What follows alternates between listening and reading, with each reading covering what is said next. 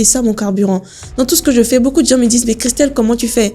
Je ne me pose pas cette question. Je fais. Exactly. Ça, c'est le bon mot. Je suis en mission. Je veux les aider à accomplir quelque chose sans trop faire un focus sur ce qu'elles n'ont pas à me donner. Dis à une femme togolaise, fais-toi former à 5 000 €. C'est pas possible. De quoi tu parles? Je sais qu'il y a des voies, des moyens, des recours pour pouvoir obtenir des formations pour aider l'accompagnement des femmes. Je sais qu'il y en a, mais je compte percer ce mystère très très bientôt. Parce que je me dis, on perd trop de temps à ne rien faire. On ne nous a pas appris à passer à l'action. On nous a appris à attendre. Attendre que l'autre amène. Ne minimisons pas, ne nous sous-estimons pas. Essayons, creusons. N'hésitons pas. Les chances sont là, saisissons-les. C'est beaucoup plus ça, mon mindset du quotidien. Un doctorat pour une femme, c'est trop. Tu ne trouveras pas de mari. My goodness. C'est pas interdit de rêver grand. Mais ça, on nous a interdit ça un peu. Et je sais, j'ai la ferme conviction que si une femme se lève, juste par la force de l'imagination, elle peut apporter le changement. Et si ça doit être moi, j'accepte. Mais ça n'a pas été facile. Parce qu'il faut sortir des sentiers battus. Où on te dit, tu dois être. Non, je ne veux pas être. Parce que tu veux que je sois. Je veux être parce que j'aime ce que je fais. Aujourd'hui, nous allons recevoir une invitée d'exception. Une invitée qui a su coacher plus d'une centaine de femmes à pouvoir se retrouver, à pouvoir avoir confiance en elles-mêmes et à pouvoir aussi encourager et donner de la force aussi aux autres. Donc, nous allons recevoir aujourd'hui Christelle Pokanam, une coach, une femme entrepreneur, une femme d'exception qui a encore beaucoup d'avenir pour le Togo, qui a beaucoup à nous promettre et qui a déjà fait beaucoup. Moi, je l'ai connue personnellement grâce au Super Entrepreneur, une télé-réalité qui a été réalisée en 2021. Et aujourd'hui, je reçois pour vous Christelle Pokanam. Bonjour à tous, je suis Christelle Pokanam, juriste, consultante en communication et entrepreneuriat, coach formatrice en art oratoire et femme engagée pour le leadership féminin. Je suis dans l'entrevue.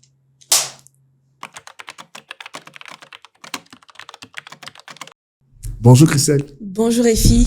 Comment tu vas? Très bien, et toi? Je suis ravi de te recevoir. Plaisir partagé. Ça fait un petit moment, hein? Oui, ça fait quelques mois qu'on s'est pas revus. Ouais. Je crois la dernière fois qu'on s'était revu, c'était un événement et tout ça. Oui. On était tous, tête en l'air et tout ça. Chacun était dans des interviews différents et tout. Exactement. À la fin, mais c'est toujours intéressant de partager nos expériences sur des très bons événements. Donc, c'est toujours très intéressant de partager surtout toi ton vécu. Tu vois, surtout depuis Super Entrepreneur, où le public togolais t'a connu. En tout cas, moi, j'ai découvert là-bas. Et je me suis dit, non, mais celle-là, vous donnez 2-3 ans, elle va tout casser, quoi, en fait. Elle va tout casser. Et je crois que je me suis pas vraiment trompé, en fait.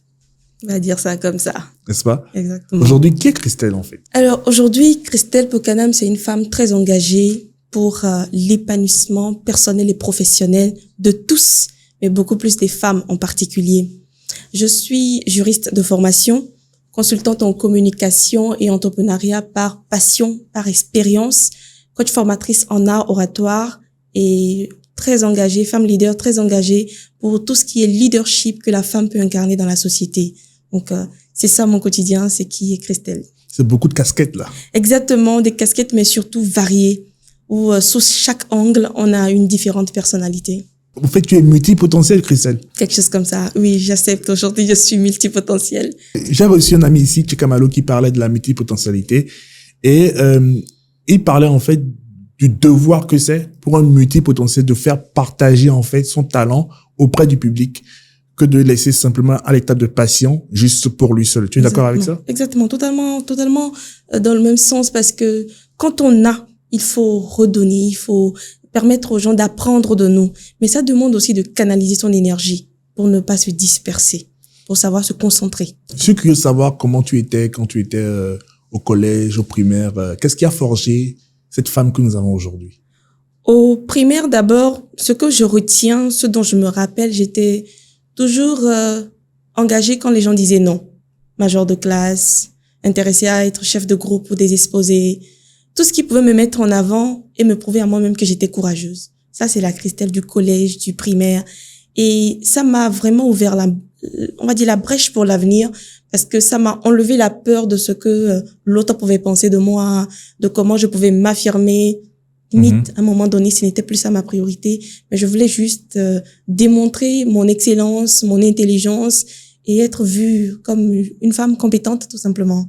Donc, du coup, aujourd'hui, est-ce que tu penses que tu as accompli tes objectifs quand tu étais plus petit, tout ce que tu rêvais d'être? Oui, je peux dire oui. J'ai accompli parce que après le bac, je disais à ma mère que je voulais être avocate. J'ai accompli à mi-parcours. Hein. Je voulais être avocate, oui, parce que je voulais être la voix des sans-voix. Je le disais avec beaucoup d'énergie. Je voulais être la voix des sans-voix, pouvoir parler à la place de celles qui ne peuvent pas parler. Et après mon bac, j'ai fait le droit. Aujourd'hui, j'ai un master en droit, option banque et assurance, mais je ne suis pas avocate. Mais aujourd'hui, je me rends compte que ma voix porte pour des personnes qui n'arrivent pas à s'élever, à donner du ton, de la puissance à leur voix, et j'en suis très, très fière. Donc, je peux dire que j'ai accompli ce rêve-là et je le vis pleinement au quotidien. Comment tu as commencé? Je me suis levée un matin, je me suis dit... On est en quelle année, là? Bon, il faut dire que j'ai commencé à comprendre depuis 2018. Tout est parti quand un jour, il y a eu un casting qu'on a lancé à la TVT. Je crois que c'était en 2017-2018. J'étais en troisième année de droit, je pense. Et je n'ai rien dit à mes parents. J'ai dit, bon, je sens que j'aime la communication. Quand je vois en ce temps Maryse Lawson à la TVT à Escale, ça me parlait. J'aime communiquer. Mais je ne savais pas en ce moment comment mettre des mots là-dessus. Je savais pas en quoi ce que c'était. Donc, j'ai vu ce casting et je suis partie. Et on a posé des questions. J'ai vu beaucoup de gens. J'ai été retenue. Ceci m'a déjà montré qu'en fait, en matière de communication, j'avais déjà quelque chose. Et après, nous sommes partis sur un projet qui a été fait de bout en bout, mais il fallait après avoir les moyens de créer un élément zéro pour un projet d'émission. Mais ensuite, on n'avait pas les moyens. Donc, je me suis redirigée dans une agence de communication pour pouvoir continuer par travailler. Mais je suis arrivée dans cette agence en tant que hôtesse. Et après, je me suis rendu compte qu'ils ont constaté que j'ai des bonnes aptitudes en matière de communication. Et un soir, après une virée en matière de, lobbying sur le terrain avec les sponsors, je reviens à 17h, on me dit, Christelle, 18h, tu as une émission à Pyramide FM. J'ai dit, comment ça? Je ne savais pas, je suis jamais allée à la radio. Comment ça se fait? Et c'est comme ça, c'est parti. Donc, 18h, je me retrouve à la radio comme une professionnelle qui semble... Alors, tu étais l'animatrice? Non, j'étais la personne qui devait communiquer sur le projet.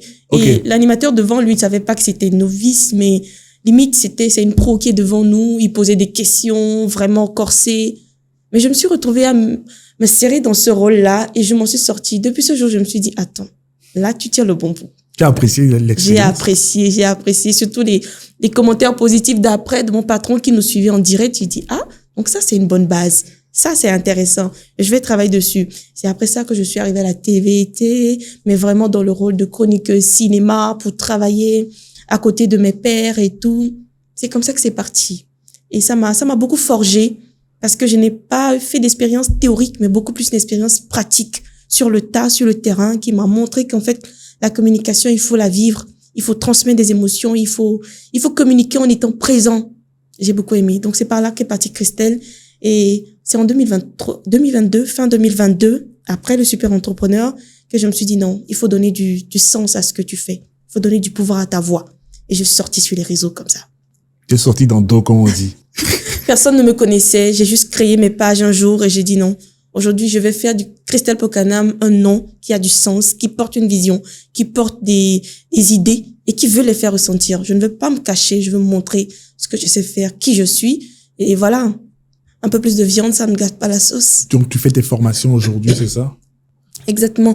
Aujourd'hui, je suis beaucoup plus coach en oratoire. Je forme, j'accompagne, je guide, je conseille vraiment pour élever la personnalité, former pour forger le talent en lui-même et ça m'épanouit totalement. Quel est l'élément qui t'a le plus contrarié et tu t'es dit, faut que ça change dès maintenant? Ça tombe bien comme question. Je me suis rendu compte que les femmes avaient du mal à s'imposer dans la société. On ne nous voit pas. On ne nous connaît pas. Les plus compétentes se cachent. Comment est-ce qu'on va réussir à inspirer la génération qui vient? Comment est-ce qu'on va réussir à éveiller les adolescents d'aujourd'hui qui n'ont pas de repères? Ça m'a intriguée au point où je me suis dit, mais il faut que ça change. Il faut que ce cheminement-là soit différent. Nos grandes sœurs aujourd'hui n'ont pas compris ça. Les femmes talentueuses que je rencontre tous les jours continuent de se cacher dans des administrations après 20 ans, 30 ans de parcours et vont à la retraite sans parler de leur parcours. Et ça, c'est le truc qui me pince un peu le cœur parce que je me dis, si on parlait, si on mettait en avant ces parcours-là, qui sait, cette jeunesse qui vient aura de quoi s'inspirer pour ne pas tomber dans les déboires du quotidien et pouvoir retrouver la bonne voie. Donc en réalité, je me bats, je milite pour que on puisse voir beaucoup plus de femmes compétentes, visibles et acceptant leur place. Est-ce que c'est pas beaucoup plus un problème général au niveau de l'éducation que nos mamans ont reçu? Je parle beaucoup plus de la génération Y, tu vois, entre la génération X et la génération Y, surtout les grands-mères, aux mamans aujourd'hui, tu vois, qui ont beaucoup plus eu cette éducation-là de se taire, de ne pas trop se faire remarquer pour pouvoir mettre en avant l'époux, tu vois ce que je veux dire? C'est pas beaucoup plus un problème un peu plus profond que ça? Tu as totalement trouvé le bon bout, c'est exactement ça. On a éduqué nos mamans à se contenter de peu, à ne faire qu'avec ce qu'elles avaient, à ne pas se montrer, à rester cachées, à se taire, comme tu viens de le dire, et à surtout se rendre compte que la femme, son rôle, c'est d'être à la maison, cachée. Et si on lui donne après l'occasion de travailler, d'aller dans un métier ouvert, dans une administration, qu'elle fasse juste le peu qu'elle puisse, et puis elle rentre chez elle. Donc, de base, dans l'éducation, on a renfermé la femme. On a rétréci les bords, tous les angles par lesquels elle pouvait passer pour briller, pour exploser en termes de compétences. Mais triste constat, c'est qu'elles étaient très intelligentes. Mais elles se sont focalisées sur des petits métiers en espérant plaire à la société. Parce que c'est ce que l'éducation a réservé. Donc, elles ont subi cette éducation-là. Et aujourd'hui, moi, je décide d'en parler pour essayer de changer les mentalités. Cette éducation on va dire, a induit nos mères en erreur. L'erreur de l'invisibilité. Comment est-ce que nous, on va continuer dans ce schéma si aujourd'hui, le digital, comme tu sais, nous donne l'occasion de montrer notre savoir-faire, mais qu'il n'est pas exploité par les personnes compétentes? Je pense qu'en fait, il y a beaucoup de moments qui sont sacrifiés, c'est vrai. Exactement. Mais il y a eu aussi quand même notre génération, je parle beaucoup plus des millennials, tu vois, et de la Gen Z, qui a quand même réussi à avoir une certaine éducation grâce quand même à ce sacrifice-là et grâce à cette persévérance de nos mamans quand même, tu vois, qui sont restées quand même malgré tout. Je ne dis pas que c'est forcément la meilleure des choses, mais je dis quand même que ça a été une génération sacrifiée qui nous a permis, nous, de pouvoir évoluer et de pouvoir être un peu plus disciplinés quand tu vois les nouvelles générations qui arrivent et les nouveaux problèmes aujourd'hui qu'on a, surtout ce monde d'ultra-addictivité et de distraction toujours présent. La distraction, elle est présente partout, que ce soit sur les réseaux sociaux, que tu sortes, que tu ailles faire n'importe quoi. Tu as toujours un truc qui te distrait de façon beaucoup plus facile parce que c'est beaucoup plus ludique. Il y a de la gamification dans un peu tout, ce qui fait que tu peux perdre focus très rapidement dans ce que tu fais. Tu vois ce que je veux dire? En parlant beaucoup plus de nos mamans, tu vois ce que je veux dire? Totalement d'accord. Je ne dirais pas qu'on ne va pas balayer du revers de la main cette éducation, hein. Elle a ses aspects positifs. Mais ce qu'il faut retenir dans sur ce volet dont on parle, c'est elle a enfermé des talents. Ça surtout. Elle a emmené ces femmes, très compétentes à se sacrifier pour l'évolution de leurs enfants. Aujourd'hui, la nouvelle génération, en ayant cette chance-là, ce revers de situation, d'accord, de s'adonner à leurs talents. Est-ce que ça crée un problème, selon toi, avec l'éducation des enfants de demain? C'est vrai que ce n'est pas bien vu, mais il faut qu'on essaye de vulgariser cela, mais surtout sur son aspect positif pour ouvrir les yeux. Ce n'est pas en se sacrifiant, en se cachant qu'on protège une génération. Je suis d'accord. Non. Je suis d'accord. C'est en prenant en considération le fait que nous-mêmes, nous ne devons pas nous éteindre pour faire briller les autres. Nos mamans, aujourd'hui, elles regrettent. Je te donne un exemple. Comment je reçois en coaching des femmes qui ont 50 ans et qui, quand tu commences à leur parler de s'investir dans leur développement personnel, elles commencent à couler des larmes. C'est parce qu'elle se rend compte qu'elle a perdu beaucoup d'années en arrière. Elle se rend compte que elle s'est fait trop petite pendant trop longtemps pour laisser la place à des situations qui ne lui ont pas apporté aujourd'hui.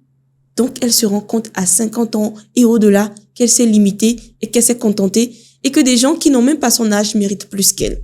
C'est frustrant. C'est tellement frustrant. Donc, ça a un côté positif, mais la rancœur que ça laisse à l'intérieur, la peine, le chagrin, je ne peux te le décrire. Ça brise. Parce qu'elles se rendent compte qu'elles pouvaient changer les choses, mais qu'elles n'ont rien fait. Elles ont subi. Mais elles sont quand même fières parce qu'elles ont protégé leurs enfants. Elles ont tracé la voie. Et comme moi, je prends l'exemple encore de ma mère. Je l'ai vu retourner à l'école à 40 ans. Je suis sûre qu'elle ne voulait pas se contenter de son petit diplôme de BTS en secrétariat. Elle a voulu faire une licence. Elle a voulu être gestionnaire des ressources humaines. Ça veut dire que c'est très tard qu'elle a compris que je ne voulais pas finir secrétaire de direction, assistant de direction, comme on l'a minimisé. Je voulais finir gestionnaire des ressources humaines. Donc, il faut un éveil. Parce que elle, on peut pas les laisser partir comme ça. Il faut qu'elle se dise à un moment donné, on peut reprendre. Parce qu'on a protégé, on a sacrifié, mais il n'est jamais trop tard pour recommencer. Ça surtout. Aujourd'hui, ce que tu dis est quand même poignant, hein, quand tu dis que tu as vu ta mère partir, retourner sur les bancs à 40 ans. Ça a eu beaucoup d'influence sur toi aujourd'hui? Oui, influence très positive. Parce que quand elle rentrait, elle n'arrivait pas à recopier ses cours. Qu'est-ce qu'elle faisait?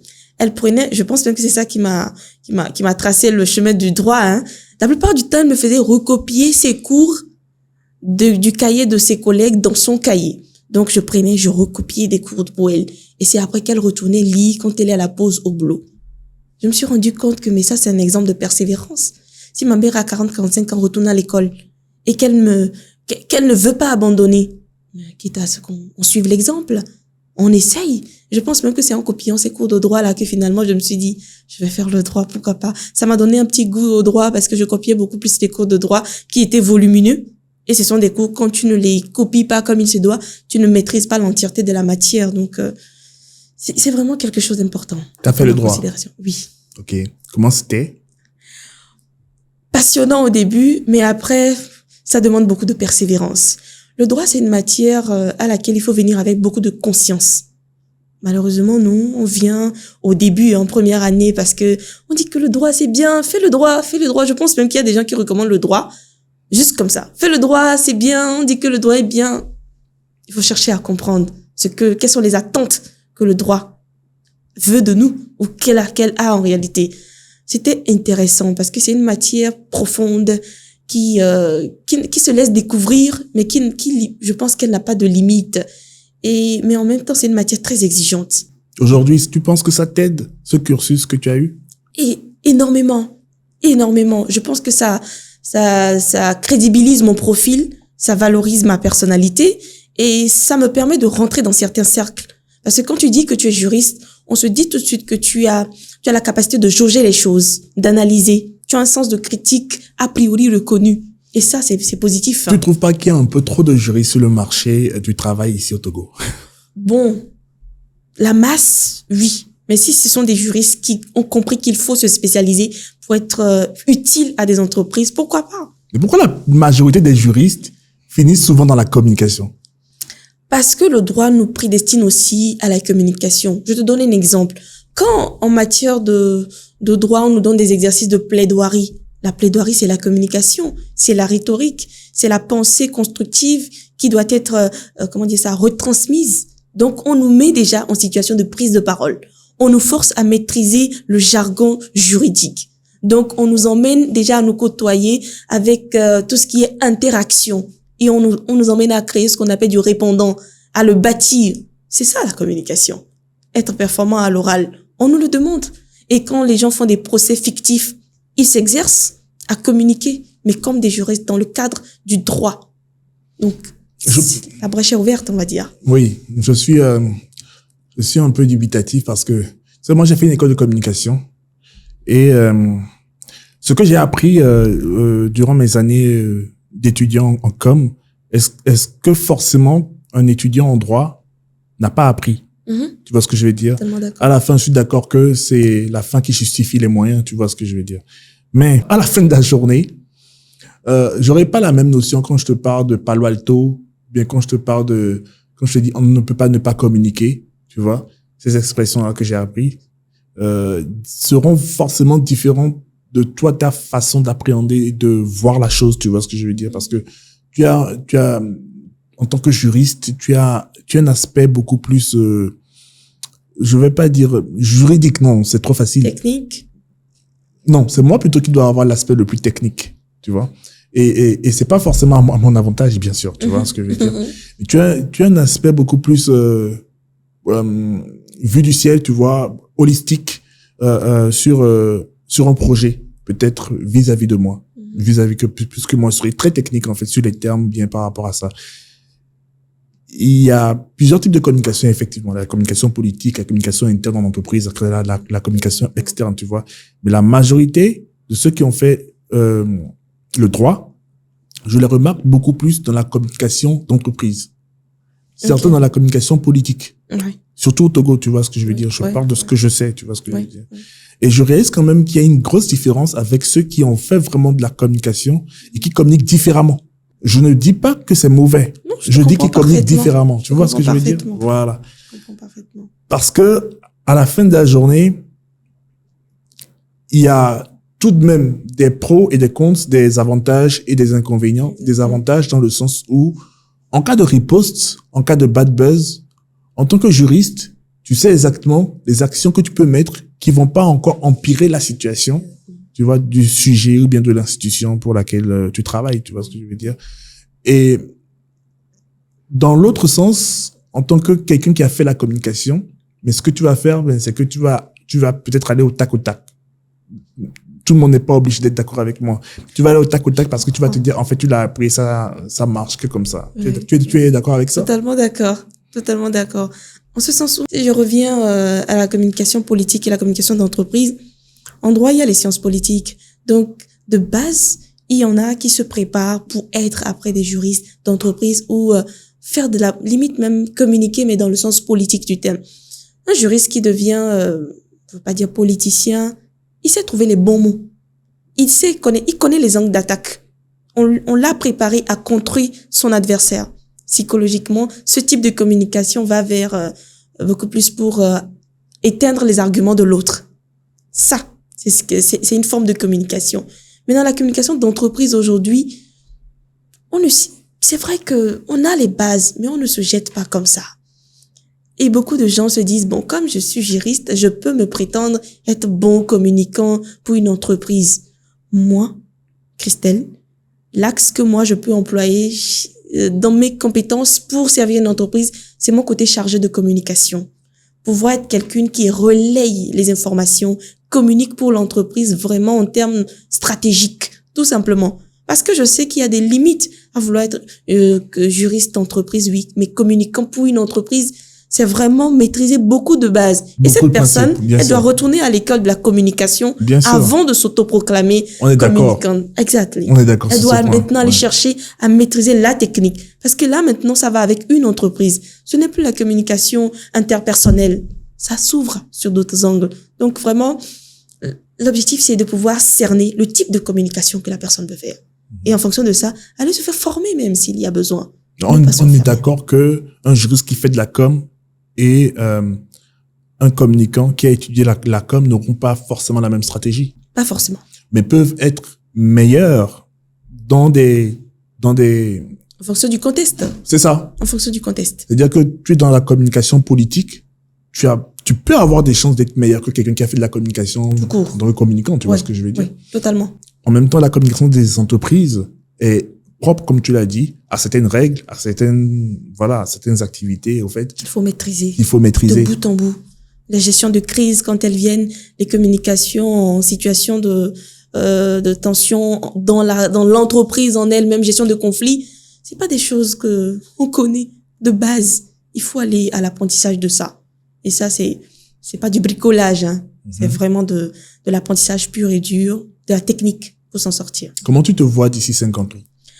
D'ici 5 ans, je reviens à mon domaine de prédilection. Je me vois être une grande femme leader qui se tient sur de très grands panels, de très grands événements pour parler de sujets qui peuvent changer le mindset des femmes, changer leur psychologie, changer leur réalité pour vraiment apporter une forme d'autonomisation qui va changer le monde, on va dire. Est-ce que tu penses pas que les mentalités commencent déjà aussi à changer et qu'il faudrait te préparer? Est-ce que tu ne penses pas que tu seras venu dans un monde un peu trop tard? Parce que les 3 dernières années, nous avons vu tellement de changements, en fait, sur notre planète, avec l'avènement de l'IA, le wokisme, qui est venu déranger depuis depuis 10 ans, je crois, même plus que ça, hein, tu sais. Notre façon de garder des souvenirs de notre enfance, tu vois ce que je veux dire? Les mouvements racistes qui ont évolué avec le temps et qui se sont ancrés même de façon naturelle dans les habitudes, en fait, des gens, tu vois ce que je veux dire? Est-ce que tu penses pas que dans ta vision, d'ici 5 ans, tu seras là et tu te seras dit, mais en fait, j'avais la même vision, je suis devenu has-been ou quoi? Non. Je pense que il faut garder la clarté d'esprit pour s'adapter. S'adapter, c'est accepter que le schéma, on peut changer. Accepter, que les réalités nouvelles doivent nous montrer le chemin. Tu as donné l'exemple de l'IA. Aujourd'hui, on a accepté d'insérer l'IA dans notre quotidien. Quand il n'existait pas, on faisait sans. Mais aujourd'hui, on est obligé de faire avec. C'est comme demain, je tombe sur des jeunes filles totalement off dans le mindset. Je dois m'adapter. Je dois limite me mettre à leur niveau pour les aider à évoluer. C'est une forme de totale adaptation, sans trop vouloir se dire, moi je garde mon niveau, je garde mon level, je veux monter. Non, il faut s'attendre à ce qu'il y ait des basculements aussi, pour ne pas se dire, c'est confort, ça va toujours marcher. Non, on s'attend à ce qu'il y ait des montées et des descentes. Il y a forcément une jeune fille qui a dû te marquer, en fait, durant tes coachings, durant tes formations. Oui, elle s'appelle Esli, une jeune étudiante de 18 ans, comme moi je l'ai connue. Elle vit en coaching en oratoire, remplie de beaucoup de croyances limitantes. Je ne suis pas belle, je suis pas intelligente, je ne sais pas si je suis à la hauteur. Donc, toutes ces pensées qui ne lui permettent pas de se déployer, de se développer. Je dis, mais toi, tu n'as que 18 ans. Et je me suis rendu compte aujourd'hui que c'est très jeune que la base est faussée. Je me suis rendu compte qu'elle entretenait ces croyances limitantes-là, en tout cas, comme toutes les femmes qui manquent de confiance en elles. Elle entretenait ces croyances limitantes-là et n'arrivait pas à démontrer ses capacités. Pourtant, c'est une jeune fille très intelligente. Et de bout en bout, on a trouvé le moyen de l'aider à se reconstruire, à se rebâtir.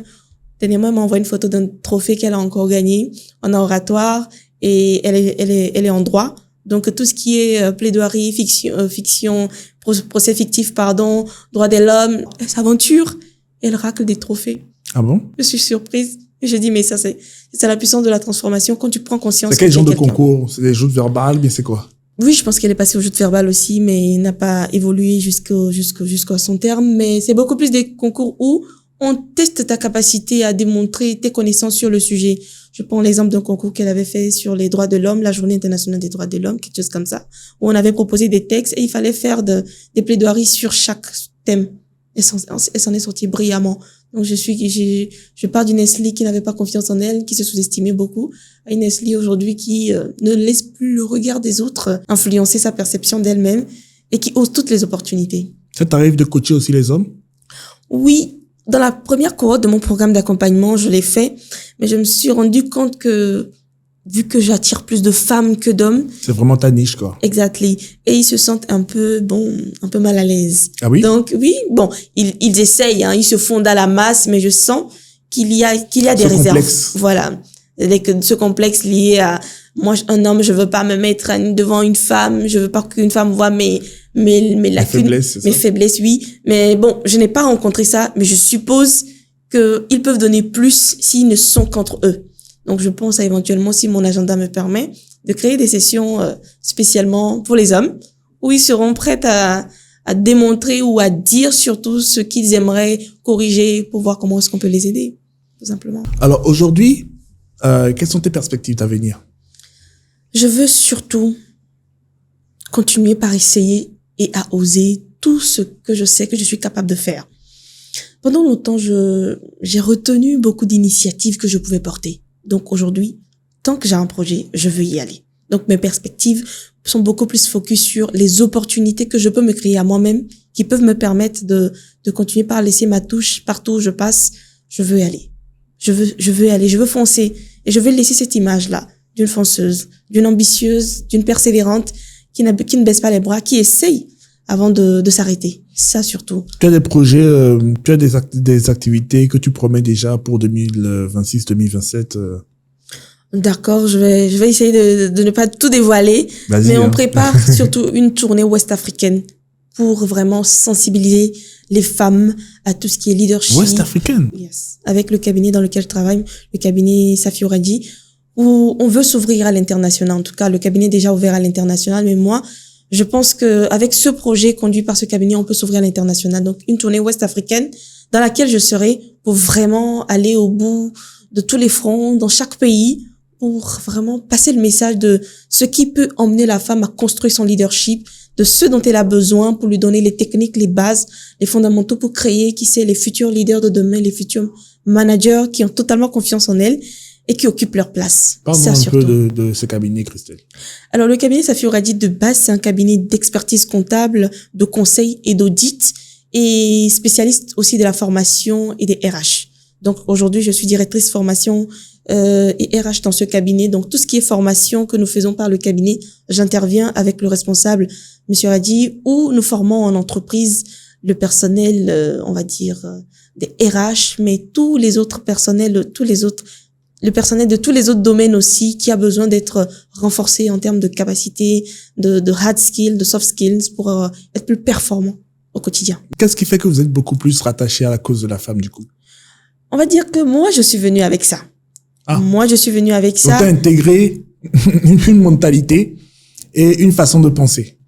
On va dire qu'elle existait, mais avec la présence de mon profil, on l'a renchérie pour qu'on puisse, d'une part, se focaliser encore plus sur les femmes pour leur donner le meilleur de ces outils et de ces connaissances-là en entreprise. Au point de faire une tournée ouest africaine, Christelle, tu as fait fort quand même sur le changement de mentalité. Je remercie surtout le cabinet parce que là, ça m'ouvre la brèche et je me dis, ça, c'est possible. Qu'est-ce qu'on manque à oser? Osons, essayons. Et si on a les ressources pour impacter, allons-y. Tu sais, quelqu'un qui ose quelque chose, quand il y croit, ça se réalise. La force de la pensée, mais elle est indubitable. Donc, il faut juste qu'on croie en nos idées, qu'on croie en ce qu'on est capable de faire. Et ça, je sais qu'avec le soutien du cabinet, on peut le réaliser. On peut le réaliser. On a la capacité j'ai la capacité pour, très humblement, et avec ce soutien, je suis sûre d'y arriver. Rien n'est impossible à celui qui croit. Tu avais la même détermination durant Super Entrepreneur, qui était une émission de télé-réalité. Qui est la personne à qui tu t'es attaché le plus durant le Super Entrepreneur? Bon, je vais dire Solim, qui n'était pas ma coloc, mais avec qui je partageais beaucoup de moments de brainstorming, de réflexion sur les différentes thématiques et autres. Je dirais beaucoup plus. Vous avez gardé contact jusqu'aujourd'hui? Oui. Avec les autres aussi? Avec les autres, par moment. Mais beaucoup plus avec Solim, où on s'appelle souvent. Je crois qu'elle est à Sokode Wakara. Et on s'appelle très souvent. Est-ce que cette expérience-là, tu peux dire que ça a été un tremplin dans ta carrière aujourd'hui? Oui, on va dire, ça m'a apporté quelque chose de positif. Ça m'a ouvert les yeux aussi sur ce que j'étais capable de proposer.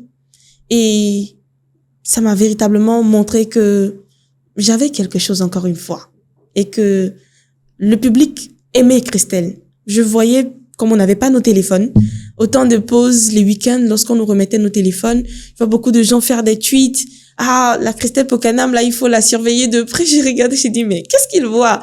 Donc, ça veut dire que je me rendais compte que il y avait quelque chose que j'arrivais à transmettre au travers des écrans et ce public commençait déjà à me connaître et à croire en moi. Donc, ça, c'était quelque chose de magnifique pour moi. Je pense que j'ai maintenu. T'étais pas effrayé au début? Se dire que t'allais partir loin, de chez toi, au milieu d'inconnus? Non, ça, pas du tout. Parce que, en fait, tu adores le risque, toi. Oui. Je suis, quelqu'un qui aime prendre des risques. Je suis partie, je pense même j'ai postulé avant de dire à maman, Je suis partie, j'ai tout fait. Et c'est quand il fallait véritablement venir inclure les parents, parce qu'il fallait une autorisation des parents, puisque on allait loger à la villa Madiba, il fallait quitter la maison. Là, j'étais obligée d'en parler aux parents pour qu'ils donnent leur autorisation. Donc, je fais tout et puis je leur dis, c'est ça ce que je veux. Validez-moi ça. Je veux essayer. Ils ont accepté. Oui, ils ont accepté. Et je suis partie. Et qu'est-ce qui a été le plus dur pour toi durant Super Entrepreneur? Se sentir seule. Se sentir seule. Parce que c'était la première fois où je m'isolais de cette manière. Je ne vois pas ma mère, je vois pas ma sœur, je vois pas mon frère, je vois personne de ma famille.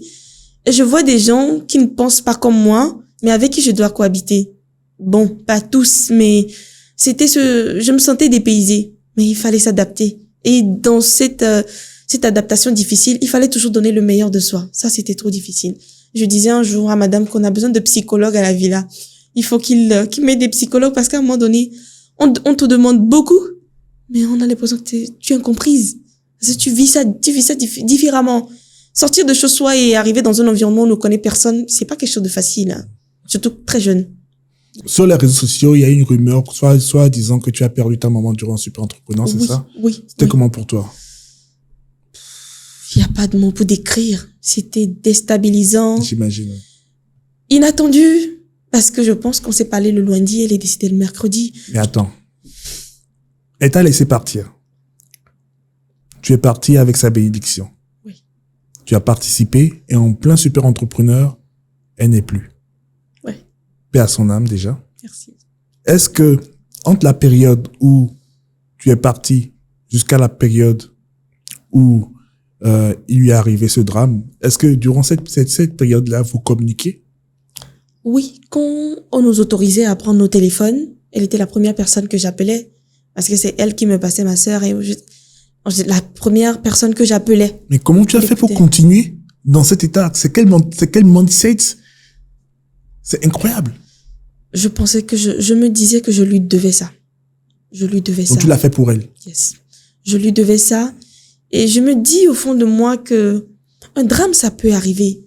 Mais baisser les bras parce qu'un drame est arrivé, c'est trop facile. Mais ton mindset est quand même fou parce qu'il y a plein de gens qui se seraient, en tout cas moi, j'imagine à quel point ça pourrait m'effondrer en fait. Et le pire, c'est que c'était en pleine demi-finale. Nous étions dans les derniers quarts d'heure de la finale, de l'événement, de la fin de l'événement. C'était à quelques jours de la fin? Exactly. Et notre avant-dernier prime, c'était un vendredi. Et c'est le mercredi matin, à 10h, j'étais en train de réviser avec Solim. Je reçois un coup de fil, ma sœur me dit, Christelle, ça va? C'est fini. Je dis, c'est fini quoi? Elle me dit, Christelle, c'est fini, maman n'est plus. Je dis, tu dis quoi? Je te comprends pas, c'est fini comment? Elle a attendu la fin de... Elle savait pas. Elle m'appelait, je sais, savait même pas que ça allait passer. Parce que souvent, quand tu appelles, puisque nous sommes tous inaccessibles, ça sonne pas. Donc, je décroche. Et je suis surprise de la nouvelle. C'est quand même fou. Et aujourd'hui, tu mets tout ça en prière et tu la mets toujours devant dans tout ce que tu fais, dans toutes tes activités. Je lui dois tout. Je lui dois tout. Je me rappelle, à la Village Super Entrepreneur, le 26 octobre, j'avais eu mes 24 ans. Je l'ai appelée, elle m'a souhaité joyeux anniversaire. Et elle m'a dit une phrase. Elle m'a dit, Christelle, c'est la première fois que je révèle ça. Elle m'a dit, Christelle, même si tu ne gagnes pas à ce concours, je suis sûre que tu iras très loin. Et des organisations internationales vont t'appeler. Tu iras très, très, très loin. Elle te l'a dit? Oui. Avant de partir? Yes. Ça me restait là, mon Dieu. Elle me l'a dit. Elle me l'a dit. Et aujourd'hui, je sens ça se réaliser. Je sens ça se réaliser. Et chaque jour, je me dis, il faut se battre. Oui. Il faut se battre. Si j'abandonne, c'est pas bon. En fait, c'est ça qui crée ce carburant en toi, yes, ce driver en toi qui fait que, en fait, tu es inarrêtable et tu défonces toutes les portes. J'ai trouvé le bon mot, inarrêtable. Parce que si, après avoir perdu maman mercredi, j'ai pu passer le prime le vendredi, limite toute l'équipe du Super Entrepreneur me regardait. Mais Christelle, ça va? J'ai dit, mais ça va. Il savait? Non. Il savait, tout le monde savait. Tout le monde savait? Tout le monde savait. Tout le monde savait. Le mercredi, quand ça s'est passé, la présidente a délégué une voiture. Je suis partie à l'hôpital. On l'a emmenée après à la morgue et tout. Je suis restée à la maison, mais je ne voulais pas rester à la maison. Je suis revenue à la villa le même jour. Ils m'ont dit non, Christelle, faut rentrer. Je suis rentrée. J'ai fait un jour à la maison. Je suis revenue pour le dernier prime le vendredi. J'ai passé le prime. Beaucoup de gens ne comprenaient pas, mais je me disais, je voulais pas arrêter. Mais après, pour des obligations personnelles, familiales, j'ai dû partir. Ta résiliation est vraiment effrayante. C'est de notre niveau. Je me dis que si on veut, on peut. Et je me devais de tenir jusqu'au bout. Et si je devais arrêter, c'est peut-être parce que j'étais éliminée. Mais ne pas arrêter parce qu'il y a eu un drame qui m'arrête. Non. Et ça, aujourd'hui, comme tu l'as dit, c'est ça mon carburant. Dans tout ce que je fais, beaucoup de gens me disent, mais Christelle, comment tu fais? Je ne me pose pas cette question. Je fais. Je n'essaye pas de me demander, est-ce que tu vas y arriver? Non. Je fais. Aujourd'hui, combien vaut Christelle sur le marché du coaching? Bon, sur le marché togolais. Sur le marché togolais. Mais tu vas bientôt sur la West Coast Africa. Oui, de toutes les façons, on va parler d'abord d'ici. Tu sais, je me suis beaucoup adaptée aux réalités de mon pays. Bien sûr, oui. Beaucoup adaptée. Au Togo, ce que j'essaie d'insuffler, c'est une envie de transformation personnelle. J'ai communiqué ça à des femmes qui veulent transformer leur réalité, qui veulent s'épanouir, qui veulent se faire former. Mais on ne nous a pas donné l'éducation à la formation. On nous a appris à attendre toujours que ça vienne. On ne nous a pas appris à investir dans la formation. Donc c'est une nouvelle psychologie qu'on essaie d'inculquer, que j'essaye tant bien que mal de leur insuffler. Donc c'est difficile pour elles-mêmes de sortir de l'argent pour la formation. Et de base même, elles n'en ont pas. Tu as des femmes qui sont compétentes, mais qui ne gagnent pas beaucoup. Tu te sens investi d'une mission, c'est ça? Exactly. Ça, c'est le bon mot. Je suis en mission. Je veux les aider à accomplir quelque chose sans trop faire un focus sur ce qu'elles n'ont pas à me donner. Figure-toi, je leur propose des échelonnements pour qu'elles ne sentent pas la pression du paiement. Parce que je veux qu'elles ne se limitent plus à cause de l'argent. L'argent a trop bloqué les femmes quand il s'agit de se former. Si moi, par exemple, je veux faire une formation HEC Paris, tu commences à 5 000 € en allant. Parce que c'est la vision qui demande ça. Dis à une femme togolaise, fais-toi former à 5 000 €. C'est pas possible. De quoi tu parles? Ce n'est même pas possible qu'on imagine qu'on puisse mettre cet argent dans de la formation. Tu vois un peu où est le niveau. Donc, quand tu lui dis, je te fais un coaching sur 2 mois, avec 2 mois de suivi individuel à 500 000, pour elle, c'est trop. Est-ce qu'il y a des subventions pour les aider? Pas encore. Mais je pense aller vers cette option-là. Aller vers cette option parce que je sais qu'il y a des voies, des moyens, des recours pour pouvoir obtenir des formations pour aider l'accompagnement des femmes. Je sais qu'il y en a. Mais je compte percer ce mystère très, très bientôt. Parce que il faut qu'on résolve ce problème de manque de financement, de formation, qui empêche les femmes d'obtenir le plein des capacités qui peuvent leur permettre d'être plus compétentes dans leur quotidien. Alors que sans compétence, aujourd'hui, on ne valorise pas le profil, tout simplement. Tu es Scorpion? Oui. Ouais, parce que c'est né le 25 octobre. Ok. Tu es né le 28, c'est ça? 26. 26? 26. Ok. 26. Ok. Tout plein. Je crois que tu dis 26 aussi. Non, le 25. 25, ok. Oui. Je connais très bien cette résilience, en fait, Yes. auprès des Scorpions. Yes. Tu vois Yes. ce que je veux dire. On n'abandonne pas vite. Hein. On n'abandonne pas, tout simplement. On tient jusqu'au bout, à moins que le corps craque. Je crois que tu as une revanche sur la vie, plutôt. Oui. Je pense aujourd'hui. Parce que je me dis, on perd trop de temps à ne rien faire. Si on mettait l'action dans le quotidien, on ne pourrait pas compter aujourd'hui les femmes impactantes dans ce monde. Mais on ne nous a pas appris à passer à l'action. On nous a appris à attendre. Attendre que l'autre amène. Attendre que l'autre emmène, ça ne te met pas forcément et surtout en avant. Ça, c'est ce que moi je vais réveiller. L'action. Allons, essayons. Ne minimisons pas, ne nous sous-estimons pas. Essayons, creusons. N'hésitons pas. Les chances sont là, saisissons-les. C'est beaucoup plus ça, mon mindset du quotidien. Et j'arrive à l'insuffler, donc je suis toujours là-dedans. Quel est ton engagée. auteur préféré, Christelle? Je ne saurais te dire un nom. Je suis beaucoup plus livre de développement personnel. Tout confondu. Livres de développement personnel Quel qui genre? peuvent m'emmener à Comme changer. lequel, par exemple? La magie de voir grand. La magie de voir grand. La magie de voir grand, ça m'a beaucoup ouvert l'esprit sur tout ce qui pouvait me limiter moi-même. En l'occurrence, les excuses devant l'action. Toujours mettre en avant quelque chose qui aurait dû ou qui t'empêcherait de. Non. Ça m'a ouvert les yeux sur ce que j'étais capable de faire. Et comment est-ce que je peux libérer ma pensée?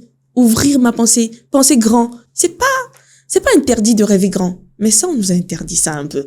On dit non, toi, tu veux être trop allé à l'école. T'es trop arrogant. Oui, un doctorat pour une femme, c'est trop. Tu ne trouveras pas de mari. My goodness. Donc, derrière tout ça, j'ai dit, on est enfermé. Mais nous, il faut qu'on essaie de réveiller la mentalité. Donc, ce livre a beaucoup changé quelque chose en moi. Ouais. Beaucoup. Dans la philosophie, de se contenter. Let's open the mind, quoi. Allons-y, très loin.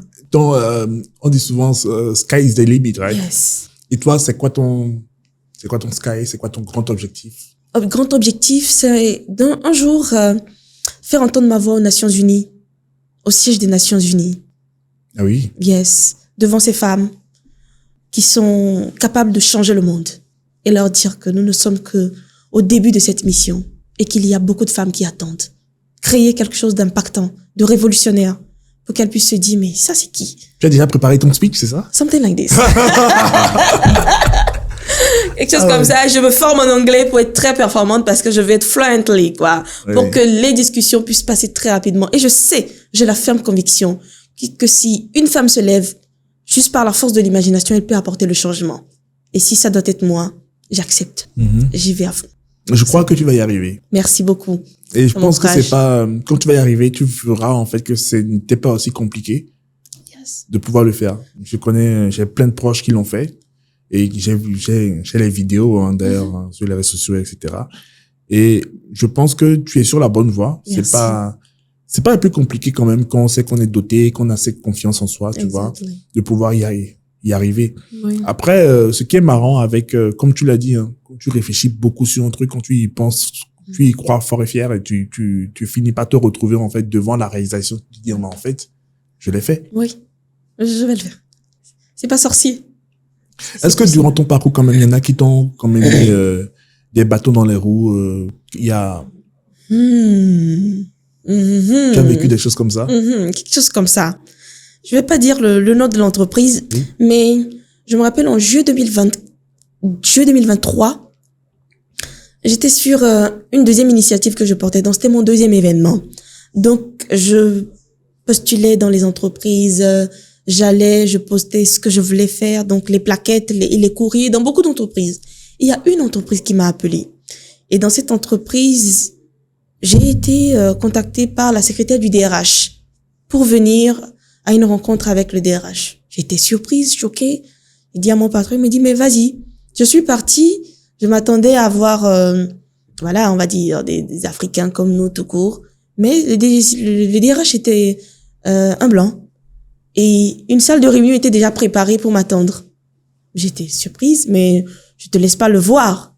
Donc, je m'assieds toute confiante. On discute du projet avec un regard persistant. Il essaie de creuser le mystère. Il essaie de voir si véritablement je maîtrise ce que je dis. Mais de bout en bout, je lui démontre. Et à la fin, à ces deux collaboratrices, il confie à une la mission de suivre pour qu'on leur propose un prototype spécialement pour leur entreprise. Donc, cette dernière, je ne sais pas pourquoi, mais elle ne m'aimait pas vraiment. Elle ne m'aimait pas vraiment et à chaque fois qu'on faisait une proposition, son travail c'était de repérer les coquilles dans le travail. Les coquilles, ce qui n'était pas bien et tout. Et figure-toi qu'elle a fait traîner le dossier. Ça me fait mal quand j'en parle parce que je me dis c'est une collègue femme. Après, c'est pas encore méchant de repérer les coquilles, hein. C'est pour la bonne cause. Oui. D'accord. Maintenant, là où elle faute, c'est que elle faisait traîner sciemment le dossier, c'est ça? Yes. Ou finalement, quand tu fais une offre, elle fait une contre-offre qui ne valorise pas ce que tu es capable d'apporter. Okay. Jusqu'à ce qu'on ne revienne à un résultat où... C'est du sabotage, quoi. Quelque chose comme ça. On ne propose quelque chose qui ne peut pas valoriser ce que je peux apporter. Je dis non. Je dis à mon patron, on va pas accepter ça. Et on a refusé. Figure-toi qu'il a fallu qu'elle soit bougée de ce poste-là pour qu'un homme vienne à ce poste, pour que la collègue qui était avec elle à la réunion donne mon contact à ce collègue-là, qu'il m'appelle pour qu'on fasse cette mission. Est-ce que ça rejoint souvent cette rumeur-là qui dit, est-ce que c'est une rumeur même? C'est une vérité. Voilà, les femmes ont du mal à se soutenir. Comment t'as su? J'ai vu venir. C'est une vérité. C'est une vérité que nous devons aussi nous battre pour déconstruire. Nous avons un gros problème au niveau de la sororité. On se dit que si une femme réussit, elle va cacher ma lumière. Elle va m'éteindre. On va pas me voir. Si on la voit trop, on va pas me voir. Et pour d'autres, c'est entre griffes juste une question de jalousie, d'envie, tout court, pour aucune raison. Mais ça ne nous emmène nulle part. On continue pas à faire du surplace. On continue pas à tourner en bourrique. Rien n'évolue. Donc c'est une réalité. On la vit au quotidien. Mais on doit se battre tous les jours contre des femmes. Beaucoup plus contre des femmes que des hommes. On doit subir les oukases de beaucoup de femmes qui ne veulent pas valider le dossier de d'autres femmes plutôt que des hommes. C'est incroyable. Mais c'est ce qu'on vit. Qu'est-ce qu'on doit faire? On doit continuer par lutter contre. À compétence égale, bien sûr, tout ce que tu dis. Oui. D'accord. Oui. Mais mets un dossier d'une femme devant le bureau d'une femme, pas toutes, hein, à quelques exceptions près. J'en connais des cas. On va te dire, OK, on verra ça plus tard.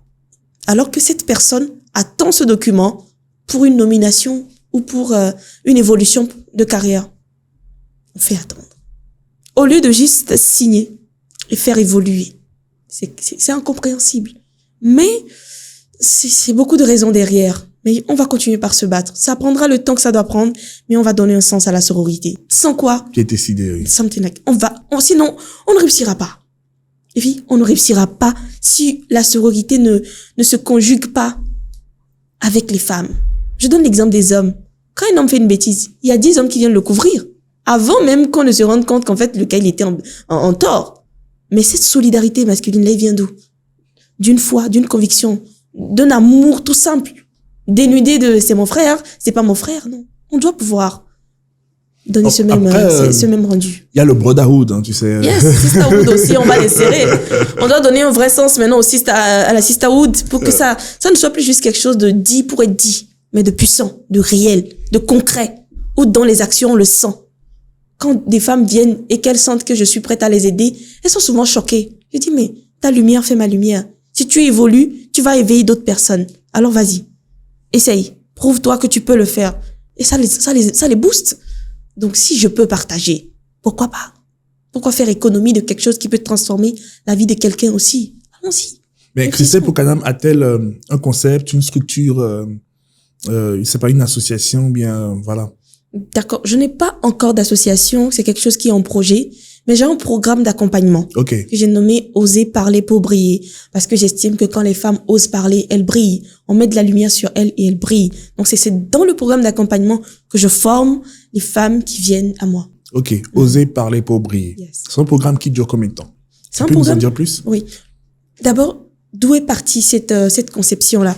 Je me suis rendu compte quand je faisais des événements en 2023 que les gens aimaient les événements, mais ils voulaient te former après. Ils voulaient qu'on leur montre encore plus de manière pratique ce qu'ils pouvaient employer comme technique.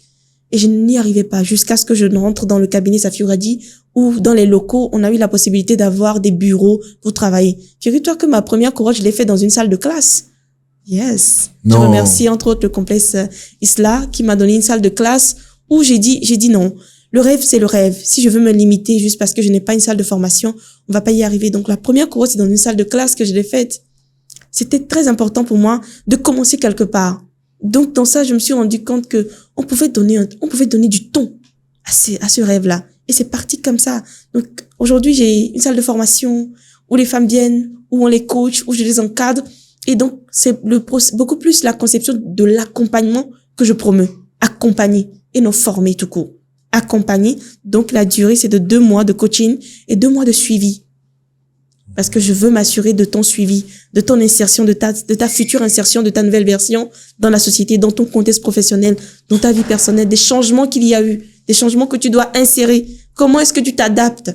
Je vois souvent ça va, ça vient. Mais dans le suivi, je m'assure de rééquilibrer avec elle. Donc, c'est beaucoup plus un accompagnement que je promeux pour qu'elle ne se sente pas en mode, on a fini de me former, je ne peux plus voir le formateur que si je prends peut-être une autre formation. Je suis disponible. Donc tu continues après discuter, en ligne, discuter en DM, conseiller, ouvrir la brèche, Okay. montrer les axes, partager des opportunités pour qu'elles essayent, pour qu'elles se pratiquent ce qu'on a appris. Maintenant c'est lifetime value, bien c'est voilà, c'est sur une période donnée, ça peut pas être éternel quand même. Non, ça peut pas être éternel, mais les conseils, moi je limite. Quand je dis conseils, c'est beaucoup plus tu viens me donner, tu as été une fois coaché dans mon programme, tu viens me demander un conseil, il y a pas de problème, Okay. je suis là. Mais sinon si tu veux une formation complémentaire pour être plus performante parce que tu arrives à trouver ton chemin et tu veux exceller, là tu te fais payer. Okay. Le conseil est ad vitam aeternam, mais Yes. le reste tu payes pour rentrer dans le programme. Oui, mais sous un angle plus spécialisé, personnalisé.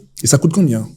Ça s'adapte en fonction de, Ok. de tes en fonction de ce que tu demandes, de tes attentes en fait. à toi-même. Ok, Et d'accord. j'adapte. C'est une totale adaptation parce elles ne viennent pas avec les mêmes difficultés. Elles viennent avec souvent certaines, ça commence par le manque de confiance, mais c'est beaucoup plus profond. Donc on prend le temps de travailler de bout en bout jusqu'à ce qu'on aille au bout de la technique oratoire. Tu as commencé déjà depuis combien 2023. d'années? 2023. 2023. Tu as reçu combien de femmes déjà? Donc, là, je suis à la 4e cohorte. On avoisine les 100 femmes. Waouh. Oui, on avoisine les 100 femmes. Donc tu es en moyenne à 33 femmes par an? Non.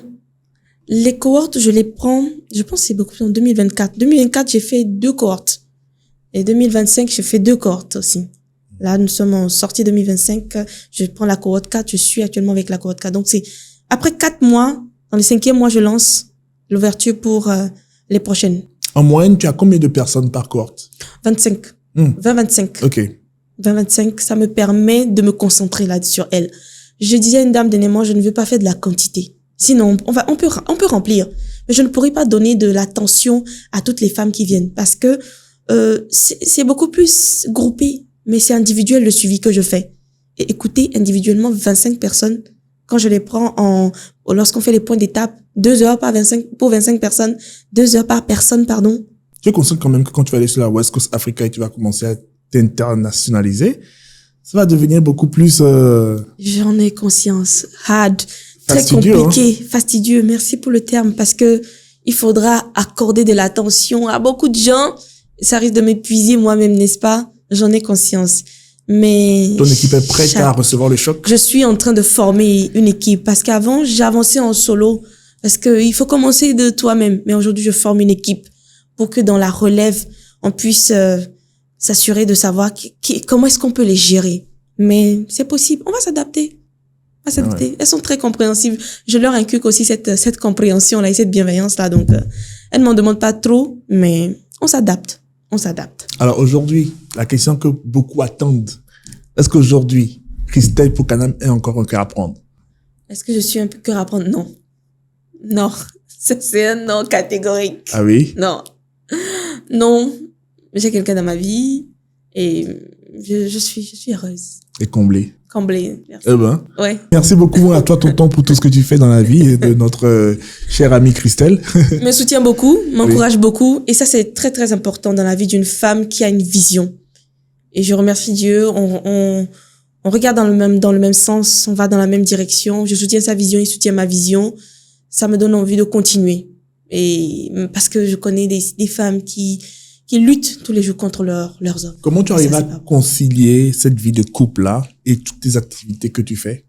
Je m'adapte. Je peux te dire qu'il y a des fois où je dis souvent à mes coachés, je suis entrepreneur. Donc, je peux annuler ta session quand je veux, quand je peux, et quand je sais que j'ai besoin de temps. Elles savent que je m'investis beaucoup quand il s'agit de les former et tout. Donc, quand il faut faire des pauses, avec plaisir, elles me comprennent. Donc, j'arrive à faire des cuts à un moment donné pour m'occuper de ma vie personnelle et puis je reviens à elles. Elles ne se sentent pas seules, ça c'est le plus important. Mais j'ai l'impression, à t'entendre parler, que tu as pour habitude aussi de travailler avec lui, c'est ça? Oui. Avec ton chéri, c'est ça? Oui, nous travaillons sur des projets et je demande beaucoup de conseils parce qu'il est plus expérimenté. Donc, je demande beaucoup de conseils, il me conseille beaucoup. Il m'ouvre l'esprit sur comment fonctionne le monde professionnel. Parce que nous, on a la méthode, mais la technique du monde professionnel, elle est différente. Donc, ça m'aide beaucoup d'apprendre. Dans ton domaine, c'est facile de travailler en couple? Pas facile, parce que souvent, comment dire ça, conception opposée sur certains sujets, mais on arrive à se comprendre.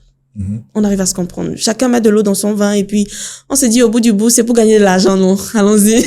Histoire que ça peut rapporter. Il faut pas mettre l'ego en avant. Il faut être ouvert, compréhensible, écouter l'autre, communiquer et s'assurer de ce que l'autre aussi peut t'apporter. Tu dis c'est pour gagner de l'argent, mais à t'entendre depuis près d'une heure, on sent que tu as plus de passion pour l'instant. J'avoue. Mais bon, le temps de la passion est en train de passer. Maintenant, on va commencer à rentabiliser. Et ça, je ne manque pas de le dire à mes côtiers. Tout ce que je fais, je le fais pour, comment dire ça, créer un mouvement, créer quelque chose, ancrer une vision dans leur esprit, dans l'esprit de toutes les femmes qui me rencontreront. Maintenant, je ne mets pas l'argent tout de suite en avant, mais je connais ma valeur. Et parce que je connais ma valeur, quand je voudrais la mettre en avant, avec plaisir, je pense qu'elle sera reconnue. Il faut savoir s'imposer et savoir clairement la valeur que tu mérites pour ne pas te laisser juste berner dans une société où on attend juste de dire on sait que tu es investi, il faut nous aider. Non. Je sais que vous avez l'argent, investissez. Soutenez, parce qu'on vit de notre métier. En tant que communicant, souvent on n'est pas considéré à notre juste valeur. Je te donne un exemple. Quand par exemple je suis MC sur un événement et tu dis à quelqu'un que tu vas lui prendre, pour une modération de panel, 500 000 sur 2 heures ou 500 à 800 000, on te dit mais c'est trop. C'est pas trop. Cet exercice demande beaucoup de concentration et la réussite de tout événement dépend de celui qui conduit l'événement. Ils ne comprennent pas ça.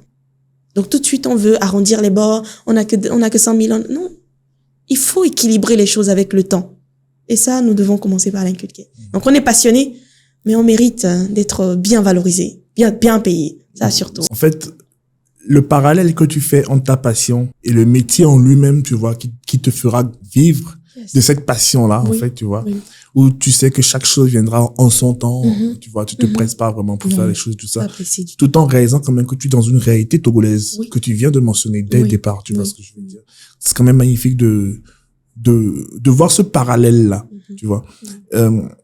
Moi, par exemple, ça fait bientôt 12 ans que j'ai enregistré officiellement ma boîte, mais j'avais commencé 3-4 ans bien avant, tu vois, de l'enregistrer officiellement. Je peux dire que ça fait bientôt 16 ans, tu vois ce que je veux dire. Et cette façon de passer de cette passion-là que j'avais dès le départ, je l'ai toujours, à un côté beaucoup plus businessman, tu vois ce que je veux dire, parce Je que comprends une parfaitement. grosse équipe à nourrir aujourd'hui. Je me lève chaque jour, durant un mois X, un mois M. Mon idée, c'est comment je vais faire rentrer quand même près de 5 millions, quoi. Yes. Tu vois ce que C'est je veux ça, dire, pour c'est pouvoir nourrir tout le peuple, en fait, Les avec qui je charges nous collabore. attendent. Les Les charges sont élevées. énormes. C'est énorme. Donc, Selon chaque catégorie, selon chaque activité, tu vois ce que je veux dire. oui. Aujourd'hui, quand on parle de ça pour certains entrepreneurs, j'ai l'impression que c'est tabou. Mhm. Ça rejoint encore la culture que nous avons ici. Oui. Tu vois. Comme si l'argent ne comptait pas. Comme si on ne devrait pas en parler. Faut mettre le cœur d'abord. Il faut comprendre les sentiments. Mais c'est vrai. C'est vrai. Et là, tu es tellement vrai quand tu me le dis parce que c'est exactement ce qu'on nous dit. Tu vois ce que je veux dire? Tout comme si on n'y avait pas, mais on a d'abord le cœur. Oui. Mais Dans ce qu'on fait, on a c'est d'abord les abusé. sentiments, mais à la fin de la journée, il faut quand même être conscient que il faut faire vivre sa famille. Faut rentrer quelque chose dans la caisse. Voilà, c'est ça. Très important. Aujourd'hui, par rapport à ton activité, qu'est-ce que ta famille en pense?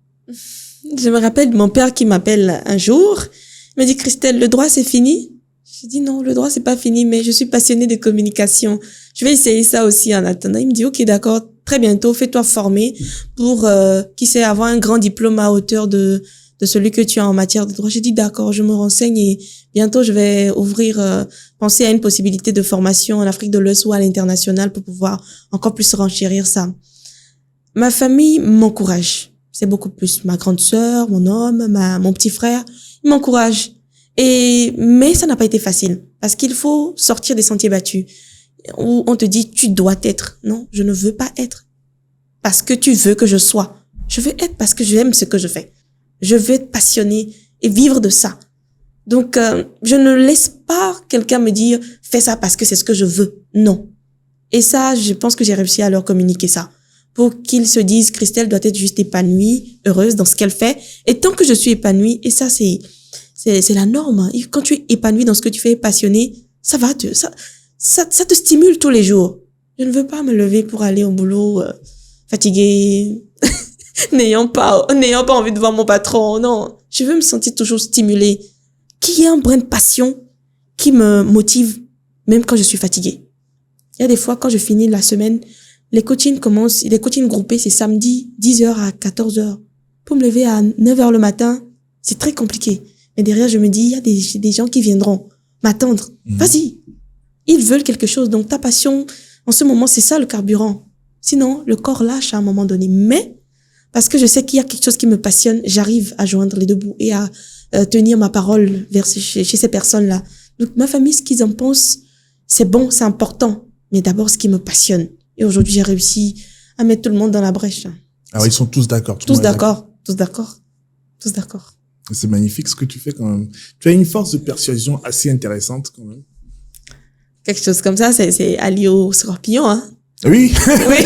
Et mine de rien, hein. Oui, mine de c'est rien, très je crois. positif. Ouais. On dit que nous sommes bons à l'oral, nous sommes convaincants, nous sommes persuasifs, nous sommes dynamiques, ainsi de suite. Ce sont des traits, donc, naturellement ancrés en nous, donc innés. Et généralement, les scorpions aussi sont des personnes qui sont soit très, très restreintes auprès de leur médiatisation, ou soit c'est vraiment le contraire, quoi.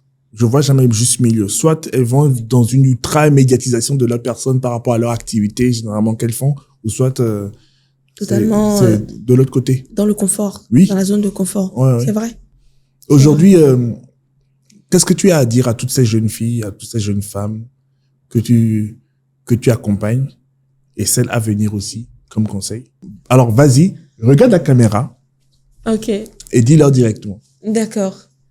À toutes les jeunes femmes que j'accompagne, j'aimerais d'abord leur dire félicitations. Félicitations parce que être une femme engagée, ce n'est pas facile. C'est aller contre toutes les attentes de la société et essayer de se définir une personnalité. Donc, félicitations parce que vous créez la controverse dans un monde où on nous apprend juste à suivre la norme. Restez engagés, restez focus parce que votre meilleure version, c'est le plus bel atout que vous pouvez construire. À toutes celles qui découvriront Christelle Pokanam ou aux nouvelles qui s'engageront, moi je leur dirais, comprenez que vous devez changer quelque chose. Vous devez impérativement changer quelque chose. Le leadership de la femme ne changera pas, ne se positionnera pas si nous continuons par demeurer dans cette léthargie où on attend toujours que ça vienne de l'autre. Il faut construire, il faut agir, il faut être la personne qui décide d'écrire l'histoire différemment. Et c'est en ça que toutes les femmes doivent comprendre qu'elles ont les capacités d'oser, d'essayer, de briller. La lumière n'est pas réservée à une seule femme. Donc il faut qu'on arrête de ne laisser que quelques femmes briller pour briller toutes. Aller de l'avant, s'essayer, tomber, se relever, mais construire. Construire durablement, construire pour durer, parce qu'on sait qu'on doit laisser des traces. C'est ce que je leur dirais. Merci beaucoup, Christelle. Je trouve que plaisir. c'était un très beau podcast. Merci beaucoup. Comment tu as trouvé? Très interactif, très intéressant. Ça me permet surtout souvent d'extérioriser, de dire, de retourner dans la réalité de ce qu'on vit, mais qu'on n'a pas toujours l'occasion de partager comme ça de manière médiatisée. Donc ça me permet aussi de me ressourcer, de voir un peu les axes futurs sur lesquels je dois m'appesantir. Et c'est très intéressant comme initiative que je félicite de ta part. Merci. Et de toute l'équipe aussi, parce que c'est votre engagement qui va permettre à notre combat aussi d'être, on va dire, d'une certaine manière, plus éclairé, plus positionné. Et ce que vous faites est magnifique. Donc, merci pour cette lucarne que vous nous proposez et ce moment de discussion très interactif, très dynamique, très intense, que j'ai beaucoup apprécié. Merci beaucoup, Christelle. Merci à toi.